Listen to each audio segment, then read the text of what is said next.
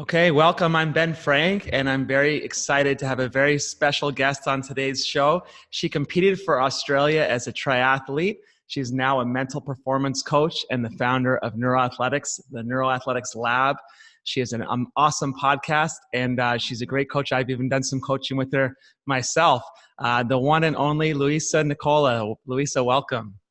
That is me. Thank you so much for having me on. I'm excited. I'm so happy you're finally getting a podcast out there because you and your amazing life have so many things to share with the world. So I'm excited to be a part of the evolution of it. Yeah, and thank you so much. And thank you for being so inspiring and being the ones to inspire us to do that. Your podcast and all your amazing guests and the information that you share, I know is an inspiration for us. You have a big following on social media and on your podcast, but for those viewers that don't know you yet, why don't you tell us a little bit about who you are, what you do, and why you do it? Yeah, so born and raised in Australia. I was a triathlete, very competitive. I raced for Australia, making it to both Beijing and London. Crazy, strict upbringing, which kind of paved the way to who I am today. During my triathlon career, I went and studied biomedical science, exercise science. I went on to do a master's degree in neuroscience, and I developed my own concept behind the brain and high performance. So that's what the neuroathletic method is. So I founded a company, Neuroscientist. We are a full service mental performance agency. We work directly with corporates, mainly salespeople, athletes, and entertainers. I work outside of Hudson Medical alongside Dr. Pitts, who is a board certified neurologist. And what we do together is we have a brain health program. Neuroathletics is intertwined into that. So as a brain health program, what we do is we get people in, anybody who's suffering from anxiety, depression, maybe they've got a traumatic brain injury, maybe they've got early onset Alzheimer's, dementia, even fatigue. What we do is we get them into the lab over in Tribeca here in New York City. We scan their brain and we develop a program from that, a brain health program that encompasses neuroathletic training, nutrition, supplementation, therapy, absolutely everything. Wow. And what kind of results? So you're saying, so through these treatments and these programs, you're able to improve the health of the brain, you're able to reverse things, or what happens? Look, it's a brain health program, so we're able to get a better performing brain. We're able to help eliminate some of the symptoms that you have, whether it be stress, whether it be brain inflammation, anger, dementia, helping people with memory, and basically increasing cognitive function. Wow. And so a lot of this stuff, is this stuff pretty new? Like a lot of this, like things you talk about, stress, anger, people maybe just thought that, hey, you just have that. That's just, is what it is. You got to deal with it. But you're saying science is showing that's not necessarily the case. Yeah, no, that's completely true. Working with Dr. Pitts, and I don't think I'm biased when I say that he is one of the best neurologists in the country right now. Out of, I think, what the US has alone, 330 million. Is that the population around that? Out of that 330 million in all of the US, there is around 14,000 board certified neurologists. Now, that's not a lot of people. And out of those, there's only around 3,000 that have this specific training that Dr. Pitts has here in New York City, which is why I moved my life to study underneath him. And it's interesting, even him and some of the neurosurgeons that I've come into contact with say that even they don't know the brain.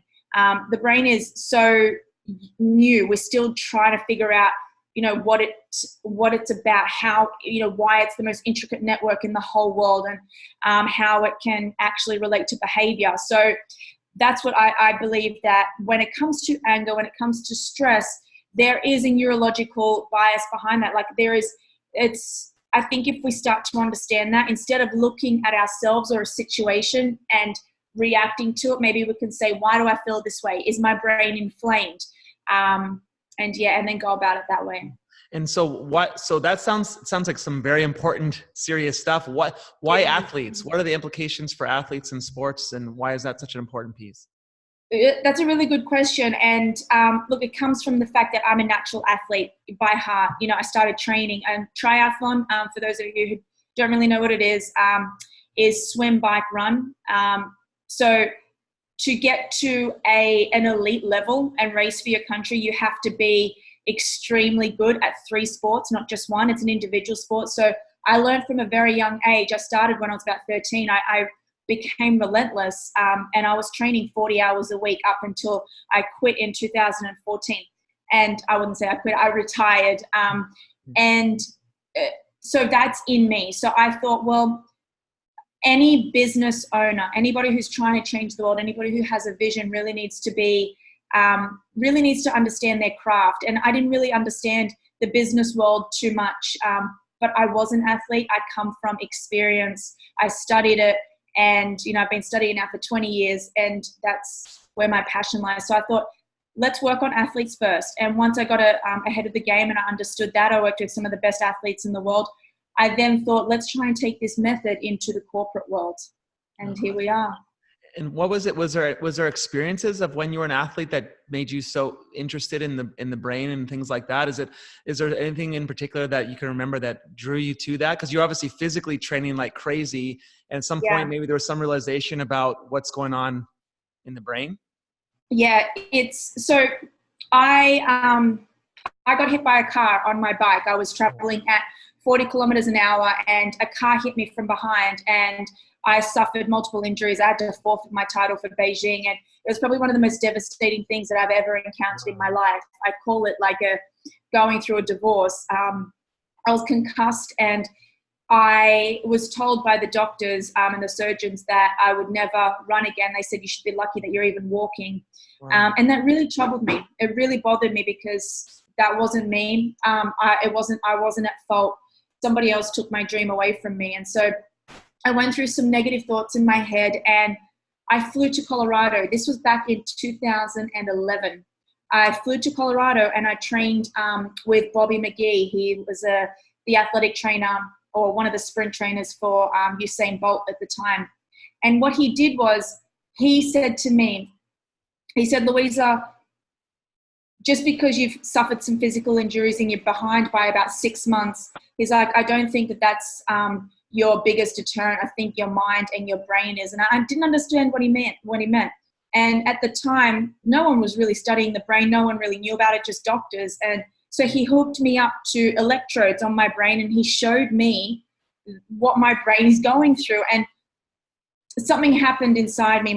It was like I don't know, maybe an aha moment, or like I stepped into this new world, and that's when I fell in love with the brain. I started training my brain in 2011, and I actually re-qualified for the World Championship Series in under 6 months, which most people take. And I was behind with all my injuries, and most people take around, 10 years to do that. So that's what happened to me. Wow. So I can imagine that's a great, to be a mental performance coach. And when you're working with an athlete, a high performing athlete, for you to have that personal experience and to share the story, chances are they're not fighting as much of an uphill battle as you were at that moment.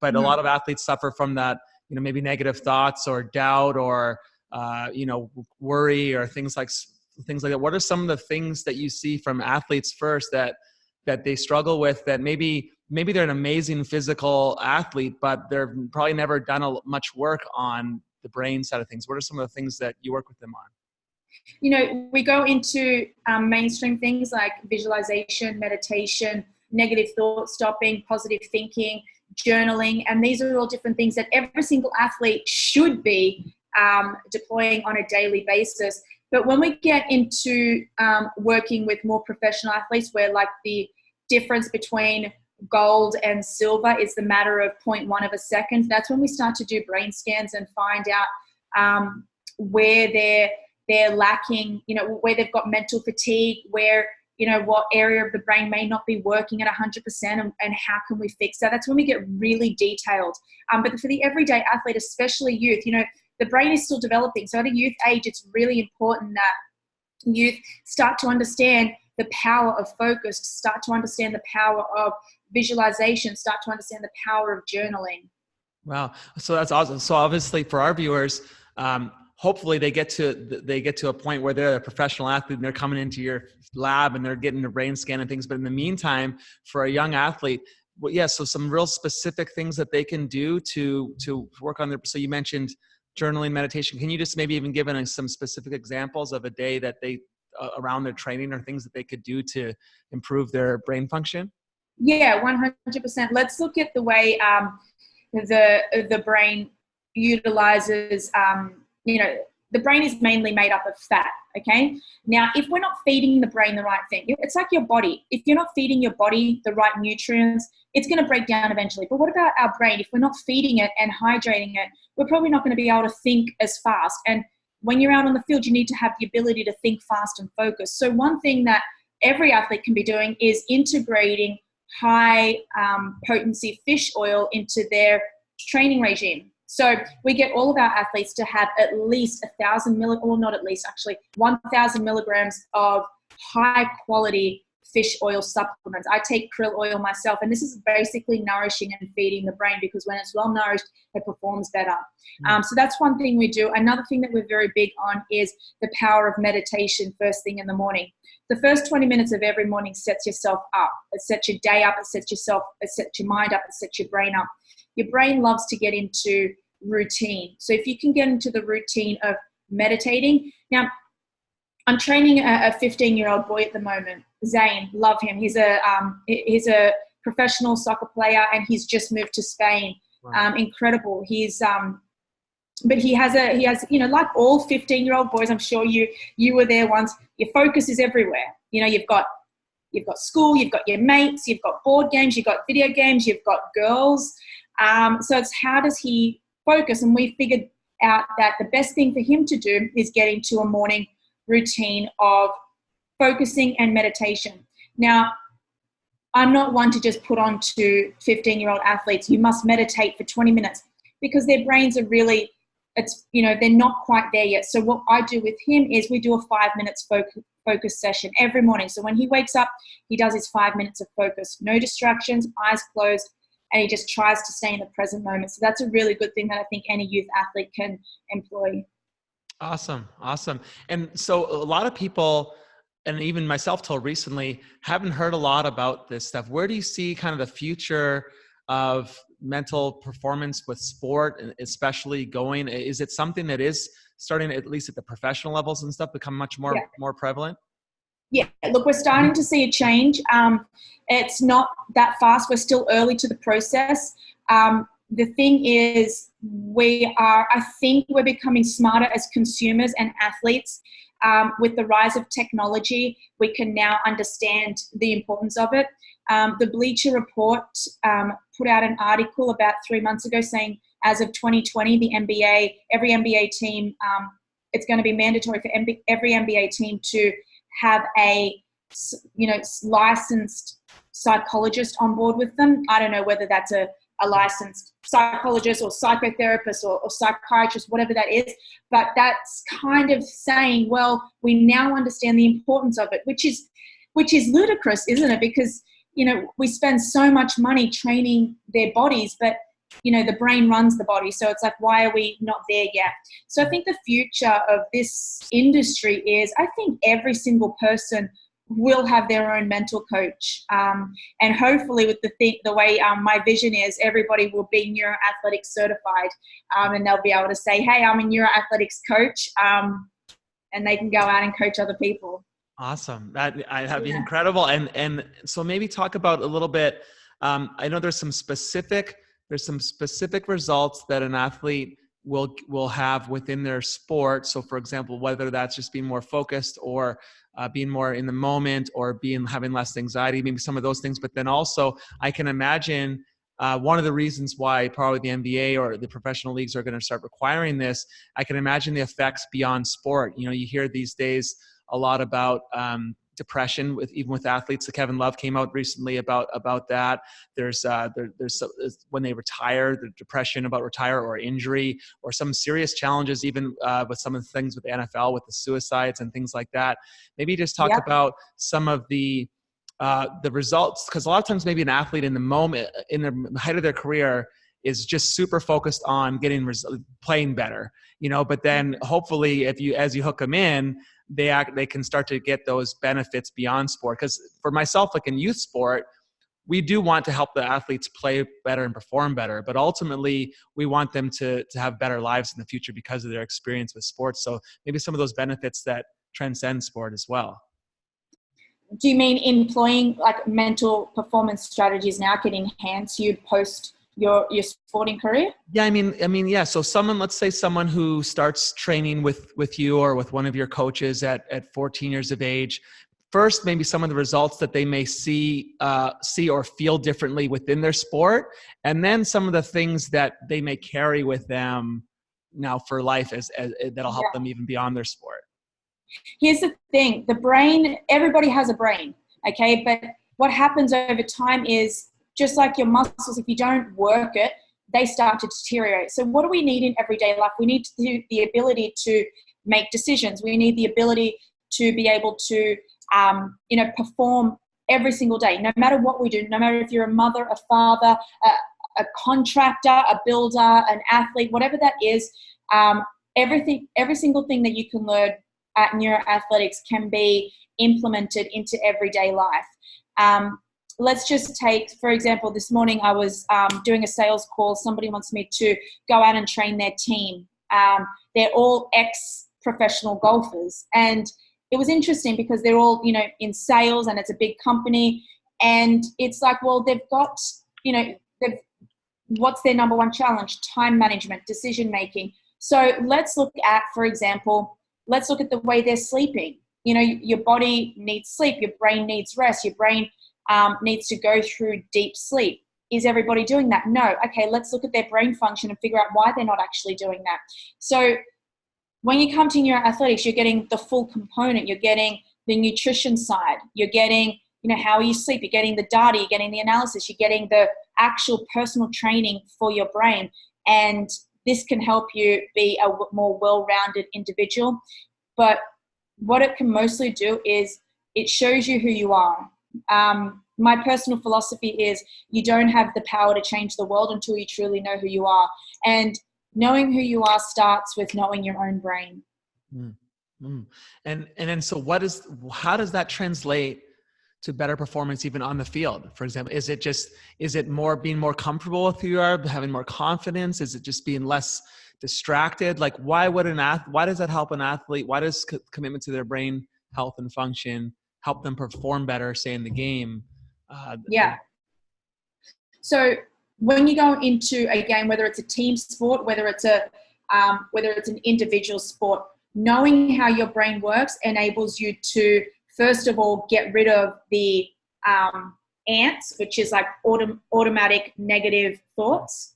So every single person in a game that I've come across, I've got some soccer players who say, when I'm left out on the field by myself, I think about the fact, did I make the right decision by kicking the ball over there? Or if I get the ball, where I'm going to put it? And it's taking them out of focus. Okay. So what you learn in neuroathletics is how to focus, how to stay in the present moment. And if you slip out of that, what is a tool? What is a strategy that we can use to get you immediately back onto the game? So therefore you're focusing.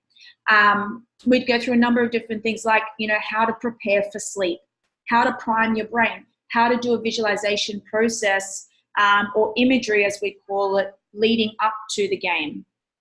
So even when bad things do happen or mistakes happen, you don't spiral now into this negative 100%. Mindset. You're able to rebound quickly and perform. And yeah.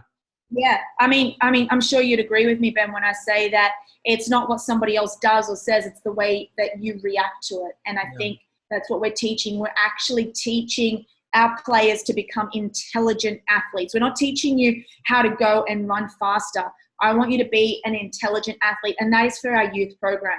We want you to be intelligent because let's take Zane, for example. He's now left his home in Australia at age 15 and he's gone to train in Spain with a whole new different language, whole new different atmosphere. He needs to be really intelligent and really careful because, it's scary moving at that age, Yeah. So sure. Now, so any advice to parents of athletes that they have a child who is serious into their sport and their athlete? Anything parents can do to support their athletes' mental performance? yes, first and foremost, don't coddle them. To teach an athlete for an athlete to become independent and intelligent, they need to be independent. That means don't wake them up if they have training in the morning. Let them get up. Don't ask them what they're training on every single day. Let them be independent and watch the results. Also, every result is a good result. Whether they mess up in a game, whether they lose, it's really important to have a supportive environment. Instead of badgering your kids and saying, you could have done this better, why not just always support and love and do what you can on that side? Because the one thing that we all want is, love and affection. If we can get that from our parents and we can and let the coaches focus on what they need to focus on, then I think you'll make a well-rounded athlete.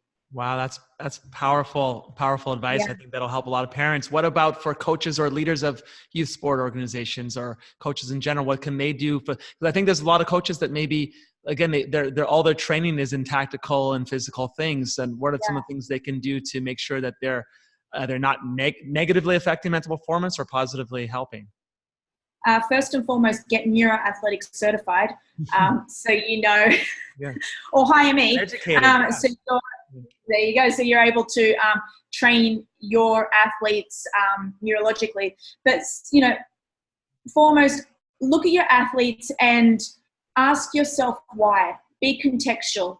Look at why they're doing what they're doing or why they're acting the way they act, and see if you can help. The best coaches, I believe, out there are the ones who have a really, really strong relationship with their athletes. That's how I believe I'm doing so well. My athletes, we have a 3-part program, and I've got most of my athletes are like, no, I'm not stopping after 3. It's like, it's just an ongoing thing, and it's because of the relationship that you build.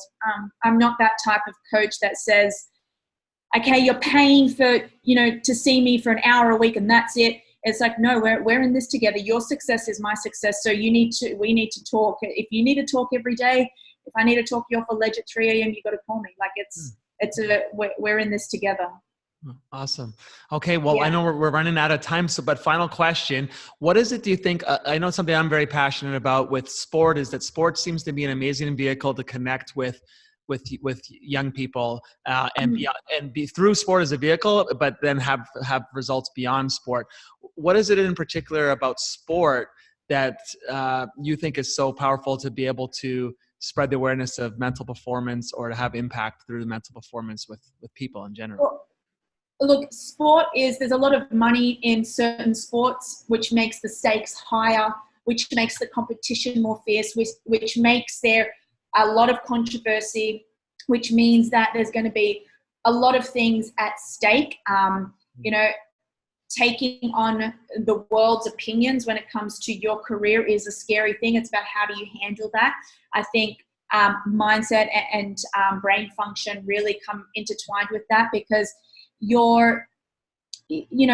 sport at a professional level you can be number 1 in the world, earning a $200 million salary per year, and it can be taken away from you with one comment that you make. And that one comment can be because you were angry, you had a bad sleep, or it's a build-up of negative thoughts over a prolonged period of time that you don't know how to handle. You just lash out in one game and everything, your career, your reputation can be taken away from you. So I think spreading mental health awareness through sport is huge. It's also a vehicle to, there's kids all over the world that look up to LeBron James, so he can be a very powerful advocate for spreading mental health awareness. Yeah, absolutely. Well, I know you got to run. So before you go, tell people where they can find you, where they can get more information from you, how they can work with you. You can definitely have a look at the website, neuroathletics.com.au. We're based out of New York City, but we do obviously online coaching. You can find my podcast, The Neuro Experience, to find out more about how you can help your own brain. And of course, follow me on Instagram at I am the Diamond Boss. Awesome. Well, thank you so much. We'll be following you and I'll share the website and things like that as well. And thanks so much for spending time with us. Thanks, Ben. Cheers. Bye. Bye.